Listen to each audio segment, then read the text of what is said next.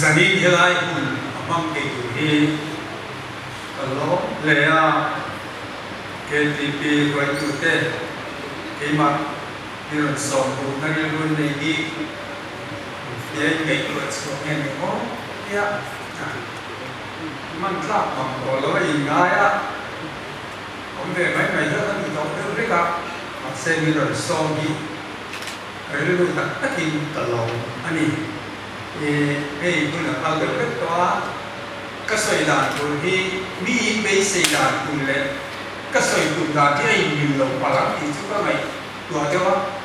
la long bằng music te sai po te nó son cái tuổi do bị chút thiên cái cảm của cần là đại là ram bị azao tụ cả thế cần thiết xuân coi được thú vẫn sam lâu anh đi à tụi ông cơ đi xây lại cho nên lại gì lại cho nên kun xây rồi nhiều ổn của bạn đây đầu tiên rất là xây cái trung đó nhá thiết thú nó mai nó xây lại thì cái câu thiết thì cái câu tế bún sò bẩn trang sừng thì bằng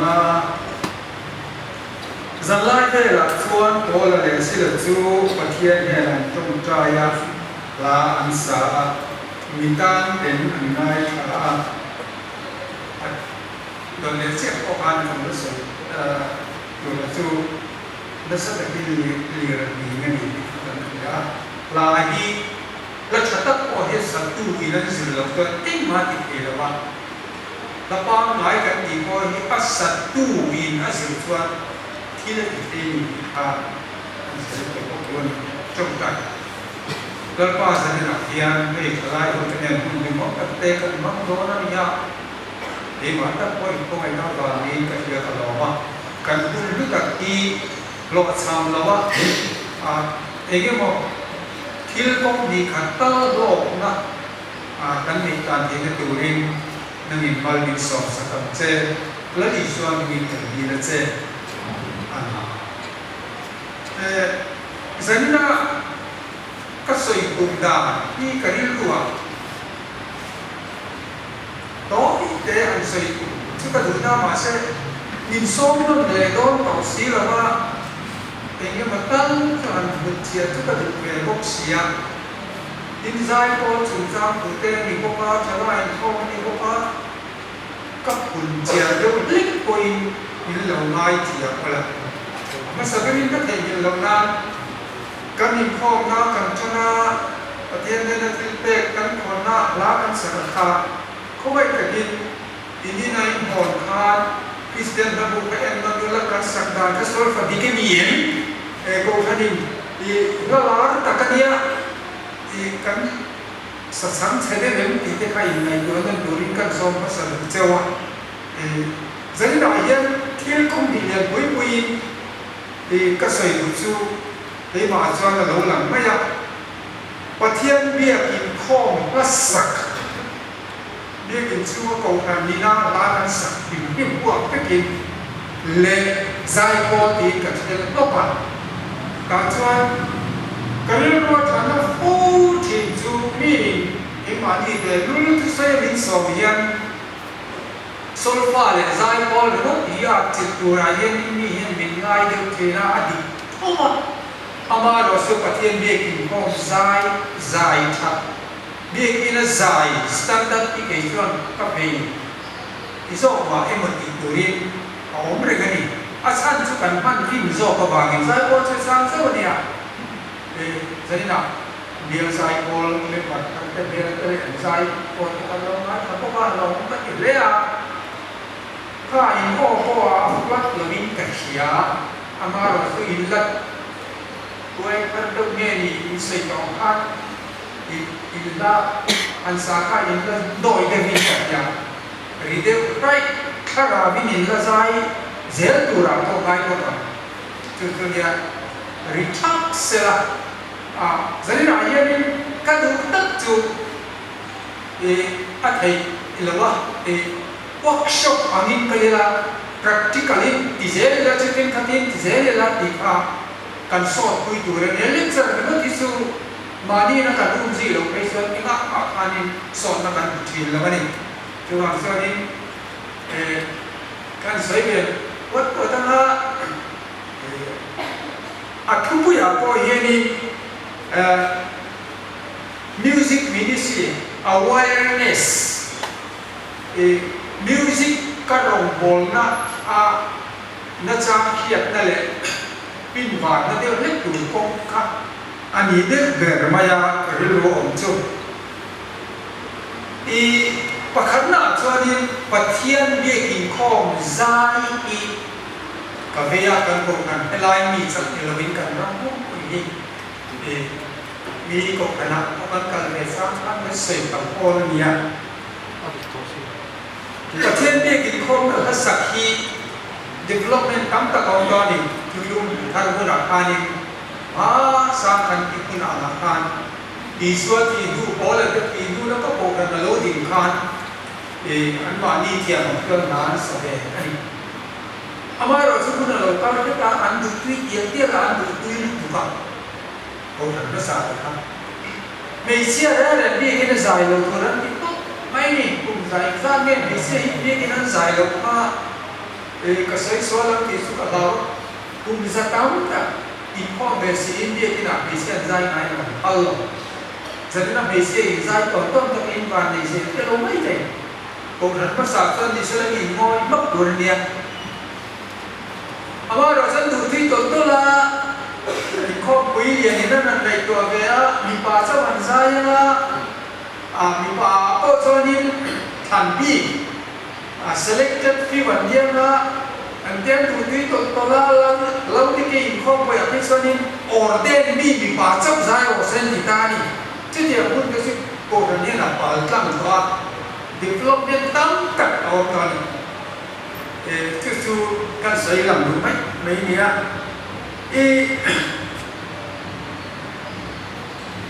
pastor กัน pastor ที่จริงอ่ะที่ต่อมีรูปคุยกัน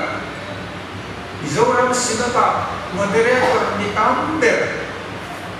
kohan pa ni kige reverend saya hala sinot moderator tum sari janto kami kan kohan dia kan ya lasak jujang tu ko hi soi ko ani ani soi dana chuan kohan re ni mi bi ki na ni ko mi le ko lo mai laอันเบี้ยกินประเทศเบี้ยกินข้อมไซอันดีไลน์นั่นเบี้ยกินเกี๊ยวข้าเหลวข้าตายละอันเบี้ยกินไซข้าไลน์ข้าตายละอาจารย์คุยคุยโอ้กันให้เงินมีเงี้ยอันดีดีอาเกียรเองกับยาดียิ่งถ้าโอ้กันการป้าสอนตัวคุยอันดีกินไปส่วนนี้อาลูกก็มาสักเดือนสาระใส่กับยาเล่นกับตีนแต่ลงสุดโกหันฮีการคริสเตียนเราบอกมีหลายเองปุ๊บขันใครแล้วกูขันนี่ก็ดูนี่ดีมุดไม่อะจะมีการเชื่อความกูกันยะก็จะส่วนเรื่องที่ดีนี่เองบอกไม่ต้องหลาก็สักไว้ครับอะไรสักหลงก็สุดทั้งหมดเลย cross christianity มีสักเดียววิธีเลยจะได้อะไรเนี่ยเราสิเสด็จมีสักเดียวที่ครับมีที่ต้องเวสิค่ะจากขันนั้นจะกันเด่นแต่ว่ามีปุยให้ส่วนนั้นสละดอกปุยบอกให้สิ่งลุยน่ารักที่สิ่งนั้นล้มที่พวกสัตว์ชกเตโลกขันขันนั้นเนี่ยโอ้ก็รีบร้อยตากันตีเลยแล้วอันนั้นสัพพะแล้วว่าข้ามีสุเวลอินเรื่องเราจะกันเลยทุกนั้นนะตัวซ้ำชักโกขันขันกันเล่นเยอะตัววิ่งโกขันซึ่งสามดีนะจวนนี้การสักมาเด็กเด็กที่เทียบเลยแต่ไม่อยากอีกข้อบางส่วนกับดอกไม้ที่มันพิการไงดำเดียวกันสีเดียวกันกับผู้ผู้หน้าส่วนอีดูทุกคนผู้หน้าเห็นหลายครั้งเราอะไรที่ต่อกันติดตามหลายสาระดีแล้วก็จะเกิดเรื่องการจันทร์ถือสิโน่ตัวน้อยจะเป็นชลายอินโคบลายสายลายชลายสายจะเป็นบังโลหิสุกันบุกเจียนนัดชวนอินเกตีบีไว้ดูกันในตัวพวกจงใจอินโคบลายที่การนี้ นักขันกันนี่เด็กกันนี่หาหัวมันไม่ที่บอกว่านี่จะได้ยังนี่อาทิตย์นี้กินข้าวมันใส่ที่อุ่นก่อนเดี๋ยวงานใส่เลยไปละที่ฉันเราคนไม่เที่ยกันจังนั้นสักพักวันขัดแย้งนี่นะอดีตเราแค่นั้นพอไอ้ขัดแย้งนี่กัลมาร์คที่เสียใจใส่ขันว่ามินกันนี่อาศัยอยู่แล้วจังก็ต้องเสียตัวที่เราช่วยดิ้นรนอินคอมเฮียนแกทีพีเฮียนใจสงชัดแต่ก็ใจถือส่วนจังแต่ละไม่เด็ดอันนี้ชุดดูมาจนอะไรต่างๆกันช่วยน้องทีน่ากันนี่ช่วยสาวก็พูดจู่เอกที่เรียกที่ข้อใจข้ามินอยู่แล้วอัลโตทีท่าอัลโตอิสระอีกนั่นเองเราใส่ประเทศเวเด็กที่ใส่ก็ไม่เอาไว้กันนี่มีที่นั่นนี่จังนั้นแหละนะสายไม่เชื่อที่ใส่ก็หลับก็กันใส่มาใส่ก็นั่นเดี๋ยวนั้นชุดทับเฮียนี่คนจังโตอีกละยังจะคนติดกระตักใส่เทียมเหลือคนสปราโนสกันจังกันนี่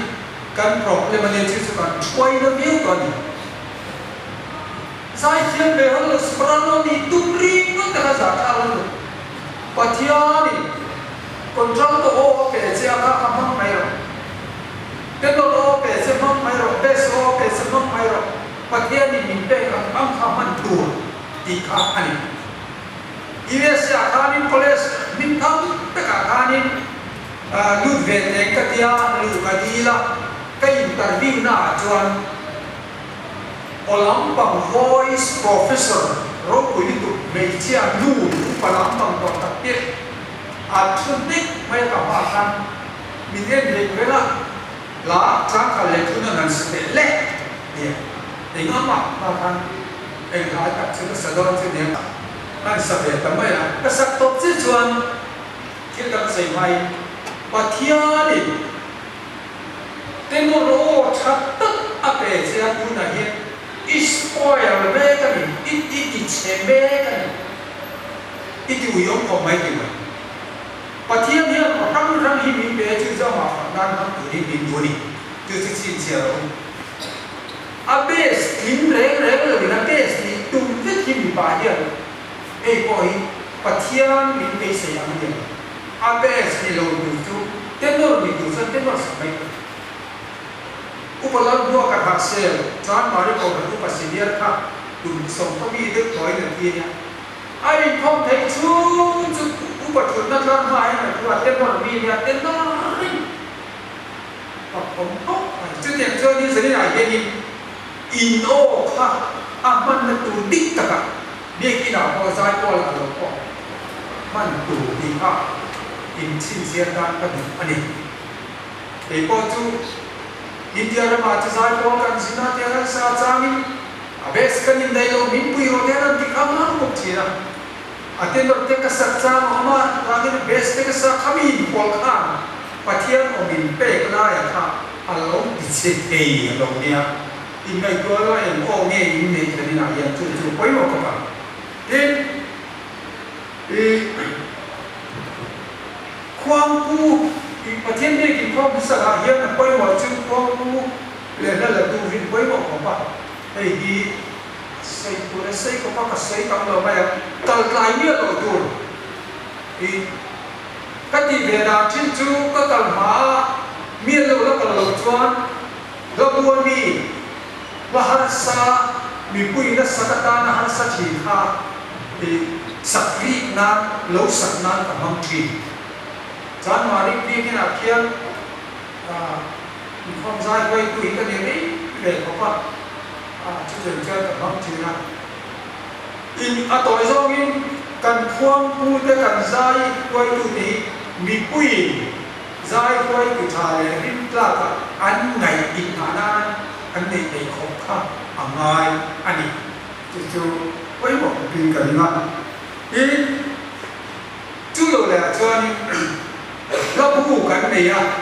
กันรับผู้เฮียดูน่าเฮียนี่ละนับไปเลยอะไร in khiết ra cả kha hành ngày thú lại rằng nghe in khiết thế hi cái TV có room gì thì tao là sư cổ thần ta nó sốt và cái number one nó trong cái tổ thế cái nào cho nên rất giật được đó mà đám đại đồng cái là tụi nó sẽ cũng sống cũng có mà anh đi chỉ định cái soi phòng có không thấy chứ anh nằm bắt lệ lá lệ sáng sạch được chứ kan sapo dewa kan heme kan bi kina zai boi tu kan il labu ka keng pe lo en la pon than ni ka boy lo aki ka te ko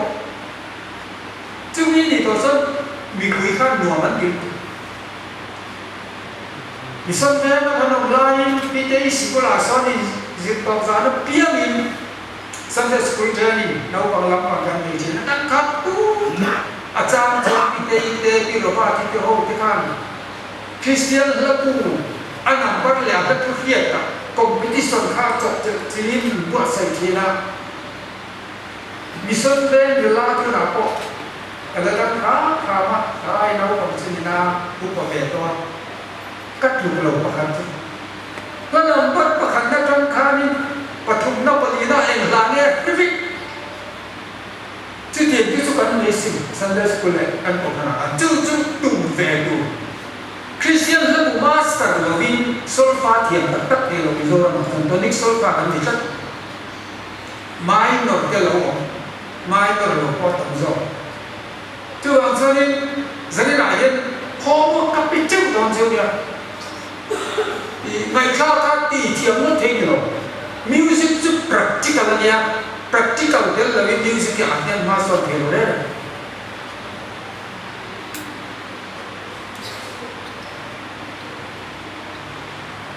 KTP ya ran mo bi a tha amaro chu music ma kan so don kan sak tam ma ni wai kan di nan na ani chu pai mo mai labu kan master lo chuangin music a tonic solfa hian tu nei kan chu hian dai ke ma ke ta so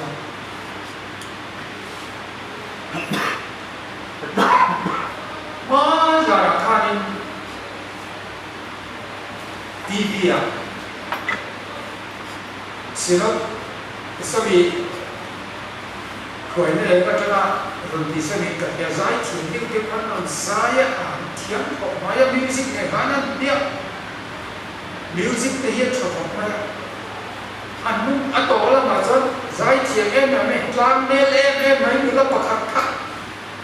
o ring bok sia ron ti ham aman music kha pakhat ma play lo hanan zai tak maya a flat klon chua pa zai ko ni ti na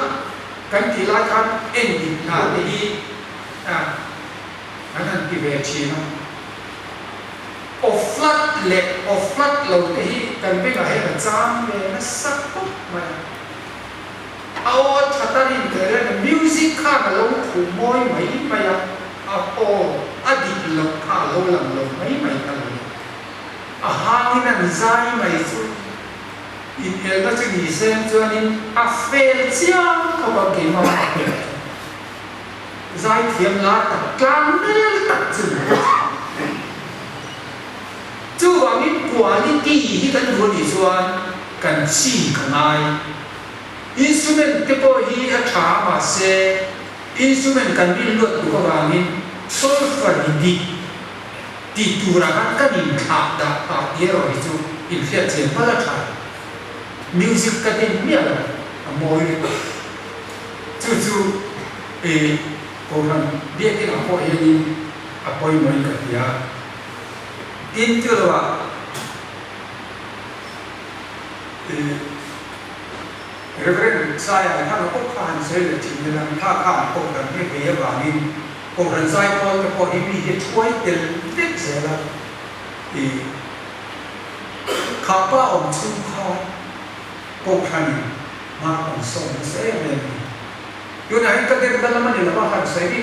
พ่อมอยหลุดสวงเล็บแล้วก็มาแต่ป้าสตอร์ที่เฮียนเพ่ง có mà hiện có thể mình quý mình xử lý là mình cái quay này thì anh sẽ đầu đi là mình phải khát là điều biết hình gì à mà đi khát mình cần pastor lui mọi cái thì khát lâu cả là có bữa là khát có luồng khát mình thì là saoอยู่ในกันก็ขนาดบุกก่อนนะเชื่อนี่ง้ออันนั้นกว่าสิจุก็ทำสงข้านี่แล้วบุยเทียมให้กันกันเทียที่กันซิระก็กันมีบุยสงข้านี่กันแล้วบุยให้กันซิระกันเทียมนี่ต่อลึกตุกสิ้นที่เอาว่าเราบุยว่าเป็นชาวเร่ที่กันนี่รู้แต่จังกันชาวบ้านนี่เจ้าเด็กนี่เบียดสงข้านี่แล้วปลีก็มาลึกมีสักปีหนึ่งอันนี้ครับตั้งดูเดียวน้องโตนะอันที่เอ็มที่สั่งอาจารย์รู้ตัวที่ระดับเราเดี๋ยวก็ที่ดูแล้วว่าการหินไล่ท่านอยู่ก็อาชันไล่อาชันรู้ที่ตั้งแล้วสรุปเวลาท่านนี้จะส่งดีเพราะมีสักวันวิ่งแล้วเนี่ยกันที่โดนนั่นเองน้ำตาเลี้ยมาเสร็จกินอาจจะเพราะว่าเขามีบุญก่อนบอกกันช่วงวันเองไหมอ่ะเพื่อนพอเบียร์สิ่งก็เป็นสิ่งที่นี่ไอ้ส่วนนี้แล้วก็จะช่วยว่าผู้ที่พวกเขาสนิทไม่ถึงจุดเจอดีประเทศนี้ถึงความใจอยู่หรือเปล่าอะไรโอ้ยนู่นเลยป้าท่านลำบากเขาจะคือดังนี้เสียอ้าวหมอบุรุษดูอินนี่อีกจะได้หนาเห็นก็จะประเทศนี้ถึงความใจอีกจุดจำตัวตัวนี้ต่อไปเสร็จแล้วคุณนักการดูโดนเขามาจากที่บ้านเจ้าดินใจพอลค่ะสวยเลยตายละจะได้นะคุณพิจารณาสุดเสียขาดคิดประกันกันในตัวชัวร์ก็ใจพอลเดียวพอเห็นมิโซรัมบวยกันดูเลยเสียขาด KTP General Conference ในไทยเรามีส่งเพลงมาโซนออกดูอะไรก็ตัดฟิวว่าอยากทำนี่ผมก็มองต้นในวิ่งเก่งกันหลังเนี่ยว่าแต่การบุญเวลาโซนี่กันฟิวคุณเป็นฮัลโหลตอบเสียนั่นร้านสับเองล้มเพราะว่าเรื่องนี้คลาดนี่ไอ้โซนี่สี่ข้อความแล้วมาทำเขียนใจโป้ปอดวิ่งหลอกกว่าเด็ดอาป้าติดยินเดียวเจี๊ยอันค่อยตุป้าเองค่ะบางอันนี่ไงไปลิโอนเขาอันลูกกำลังใจโดนเองที่มาอย่างมิส่วนเรื่องเบี้ยกินสเตย์อะไรอย่างอันนี้คลีนเต็มเนี่ยไปลีบางอันนี่กันเนี่ยบิรามนู้ตัดตัวเมสไซเขาจะสามเลยอันค่อยเซนเจอร์เจอร์ดูแลปัญหาเรื่องนั้นมาคนเจ้าตัวประคัตเนี่ยประคัตสุราโนเนี่ยอันป้าจึงเนี่ยสอนเลยอันช่วยดูป้าจูผู้เอชิลโรนันผู้ปลาโรนันเขาไปตั้งแต่ให้จะไล่ชวนอัฟฟังไล่ยิมเสร็จตัวเลยว่าเกนี่จูอาจารย์มาเรียกเต้ไอ้สันเดสกุลกับเขาดีไซน์พอเลยเขาเป็นกันเต้นโน่นชาเนี่ยปอนเด็กโตขัดตัดไหมเบรามนู้ตัดตัวตีที่จู่อาโอลไอหรอกเนี่ยอาเขาวินปลีปังอาลิกขานินอินข้อวิเลียนะจุดสังมาก็เลยตัวเล็กตาขัดยังฮะเขาเวลาเห็นมีด้านนั้นเขาเห็นโอ้ปฏิบัติเช่นก็เห็นอยู่เห็นเนี่ยอันเด็กตัดแต่ก็เดียวนู้ตัดตัวตีที่จู่อาคิดขานเวเนต้าอัสตันตัสซามจู่ๆวันนี้ใจพูดเฮียอัตุมาจูนี่เองนั่งอีกวัดเดียวดินปัจจัยฝั่งนั้นที่มีเรามากันสินะกันเอาตัวเดินมีฝั่งนู้นเดินกันเนี่ยนับวันใส่ตามเรื่องจู่ใจพูดอินดินเร่งเบียนอินมามีบุยโลอมจีงักขันเพียงทัดต่อน้องมาเพียงทัดละวันน้องมาเพียงทัดต่อดัดเดียวต่ออยู่เดียวเดียวมาจู่ห้องการส่งชวนมาส่งนั่นดูอินใจโอนิพิเทนจู่ zai Paul kan sakya kan lu omren se ka dun la pian thar kan pian thar le na pian thar to ki to an thol le na tin mitam takin la li so pista hian na long bol na tlem ko a in pe nam ni the na du ri chatmin ngai nei zai Paul ni a ku khathara mai ko chu zai ania tuna hi chuan kan zai Paul zai ren ani TV ni ka local background dia kan ding dia mana sa nuam nge kan ba na chuan in kan ho tu ba international president pui pi lu ti khan ni ron ban cha da sia vai zai lai ka le nan nuam mi van ti om le min dia ruti hallelujah khorasi hamde la hian minit li ve lek sak tu hian lo siam minit som tal sak tu hian lo siam lo i poi ka ti tu ka ti kan dia an noi khazai me an nuwa pathian thara va zai so nuwa man zai Paul ne Paul lo de chu ni jang ra hian ni a to na chu ni kan bia na ba ni he na kan na chang mi fi va ri ko va thalai ho sulfa hi izir na sa sulfa zuri tha sulfa hi thiam lo chon zaya ma so tak ke sulfa hian athulam dan te zai dan kalbang ti tin re ka ahwa tik chu wa chon sulfa hi thiam ko chon zai Paul member zau tak in ti ka chu wa chon re bu na to do chu ni ma ya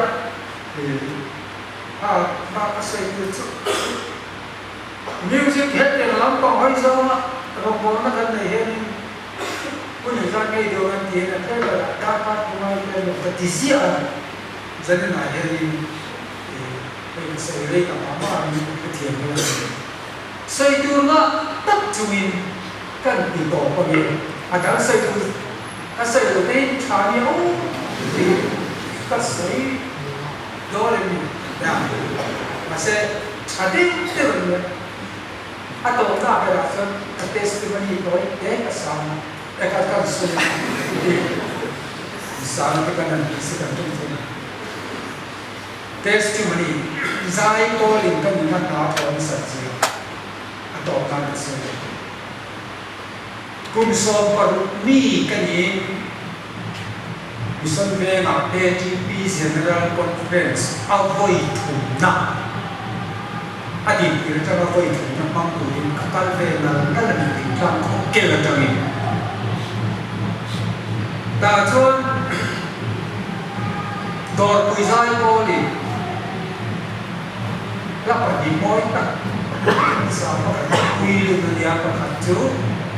sangat tu moi tak tu kan dia dia. Besar leh kan dia kita tak letak itu kita nampak lewat dia kan dia. Achu akaleng về làว่าapon là mà công có quý vị có lắm còn chúng ta công có quý à khan công có quý à chia khan có một lưu ta có khu quan ta có cái lẽ lắm bằng sống dân chung thì apon là mà ông biết các đặc xa có và lưu là bằng chấp có in chu à khan à lưu để tìm học sinh tỏ đặc xa khá ta khan mà tất nhiên cái thiền nhưng mà khăn cả thiên ra mình hátก็จงใจจะแล้วป้าเฮซายโปตัววิสัยโปนั่นเองวิสัยเฮซายโปล่ะเห็นวิเดลดีเวโรดีก็จงใจอะตัวแค่บอกนั่นสิเห็นเราบอกนั่นท่านสิเห็นเราวิสัยก็โหนั่นนั่นสู้ต่างมาบอกบุกก่อนนะซึ่งที่นั่นก็แค่นั้นเจ้าตัวหัวตาอะตัววิสัยaku kum le ai zo la hin kha zai ko ka ke thi ko ko chuan ka tia ka chu ni ma nan hal ai zo la hin le lai ni ka ta chen thum lo tu ni kai pulu ribut ma do ti zai ko la ma ka lo ni tu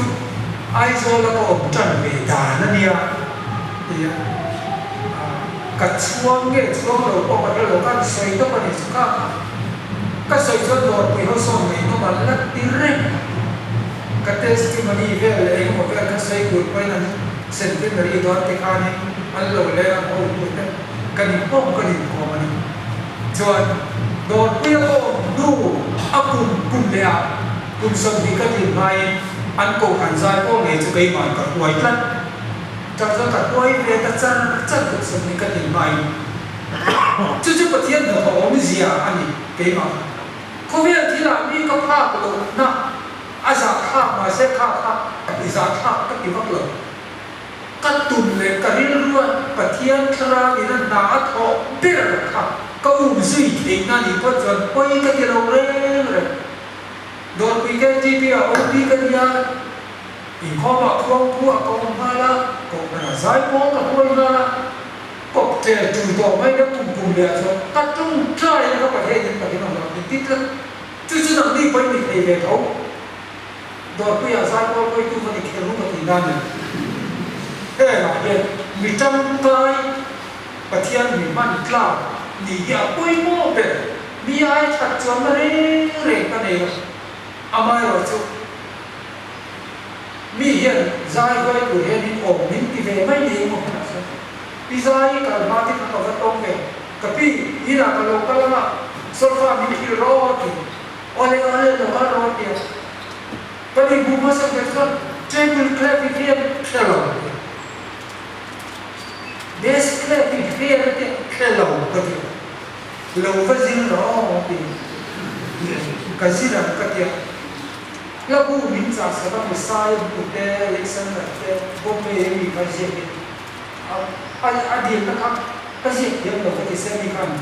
lý giải sao là cái bu mình giả sử cho vào chứ điểm cái gì giả bộ mà cái màเราkhông bị phong ấn cho anh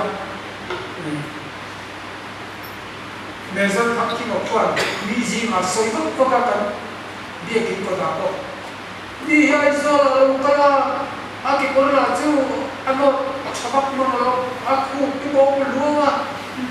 đào lâu nó xa gì mà hay ta cái này lúc cái luôn khác mình còn sao mà mình nói là đi luôn đi chui luôn cái mình thì tao mấy xia thu mà nói ta học mấy cái mình thì học cả chú bắt thiên là thôi nhỉ cái sợi tất cả tôi làm cho anh bên hi bắt thiên đi cái này là em mua cắt tiền được không chơi mà đi kun ta không là sợi rồi mình thì sẽ thấy chỉ cần lo có tâm sự mà sẽ cần đi cầu đó là ai mua không chắc mình đến để cần sợi anh đi chơi lâu đi tiêu đi coi mình mai thì mà in một phần này có cần giải bol thải có cần bắt thiên để in có cái giải chặt in KTP tên in một là đủ trong trái có mà tên cái mà gì thì nó buồn nữa để competition cái này thì là Christian nó buồn vẫn lại hiện siết đấy các điểm giống cái con em chân là để cho mình cầu thần đi hiện lực rất rất là phát triển thà thà biết là gì rồi còn nói rồi